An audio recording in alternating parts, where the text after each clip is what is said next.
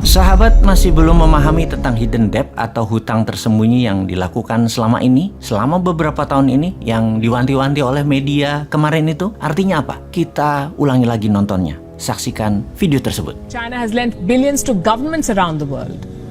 A lot of these loans were given in secret. We're calling them China's hidden loans. And they're burning a hole in the pockets of the borrowers. If China's economy collapses, these countries will all suffer.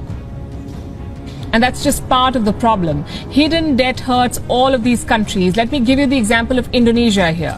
Indonesia wanted to build a railway line, so it borrowed money from China. It was a very bad idea. Indonesia is learning the hard way. It took $4.5 billion from China for this railway line. The project was launched in 2015. 6 years later, the cost of the project has shot up to well over $8 billion, from $4.5 to $8 billion, almost double of what was initially agreed. Now, what do? You cannot abandon the project midway. So Indonesia is dipping into its own state budget to pay for this railway line. And this could be just the beginning of its troubles. Most of the money Indonesia has borrowed from China is off the books. It is hidden debt. It is not reflected in official books. Officially, Indonesia owes China close to $5 billion. Unofficially, Indonesia reportedly owes China close to $23 billion. That's $18 billion of hidden debt. 78% of Indonesia's debt to China is hidden. Who took these loans? Indonesian government entities. And these are very risky borrowings. The loans were given without sovereign guarantees, meaning if the borrowers go bankrupt, the Indonesian government will face pressure to bail out. They will have to pay that money. It's a trap.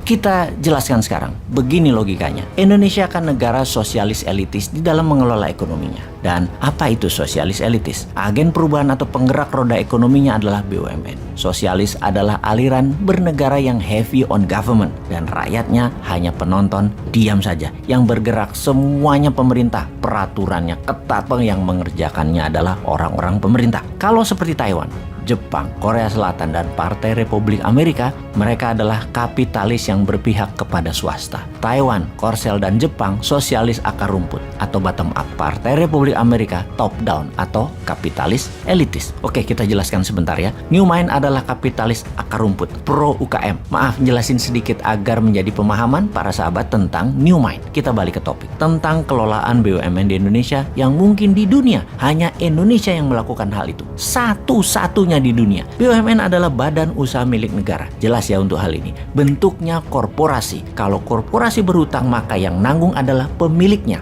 Sekarang pertanyaannya, kalau BUMN berhutang dan rugi, yang menanggung kerugiannya adalah korporasi itu sendiri, BUMN itu sendiri. Betul? Ya nggak begitu. BUMN itu kalau berhutang, kalau tidak bisa bayar, maka yang bayar adalah APBN. Namun dalam berhutang, dalam catatan APBN, hutang BUMN tidak tercatat sebagai hutang negara. Itu yang dimaksud dengan hidden debt oleh media India tersebut. Ketika misalnya Garuda bangkrut, Jiwasraya bangkrut, dan puluhan BUMN punya masalah cash flow, APBN lah yang injek, yang menambah modal, yang membayari tersebut alias rakyat. Begitu BUMN karya-karya yang menjadi bagian pembangunan infrastruktur, mengapa banyak yang bangkrut dan merugi? Jawabannya adalah karena over investment. Over investment itu terjadi karena memang tidak punya free cash. Punya aset, asetnya digadai, dijaminkan, proyeknya di markup. Proyek tersebut 110% uangnya adalah hutangan. Proyeknya bukan proyek produktif yang IRR-nya di bawah 7% udah balik modal. Panjang semua balik modalnya, di atas 20 tahun bahkan. Ya mati bunga lah. Pokoknya tidak akan terbayar bunganya saja. Bahkan bunganya pun tidak bisa terbayar. Jadi nombok. Dan apa yang terjadi? APBN bayarin lagi. Jadi proyek-proyek tadi asetnya dipegang oleh asing, yang ternyata oleh asing tadi aset tadi diteruskan ke biangnya atau pass-through. Atau aset kita itu dipegang Tiongkok sama Tiongkok, asetnya diterusin buat jadi underlying atau jaminan hutang mereka ke dolar ke negara lain. Itu yang disebut hidden debt atau hutang tersembunyi karena tidak nampak di state budget, di anggaran negara tidak nampak. Jadi kalau mau jujur,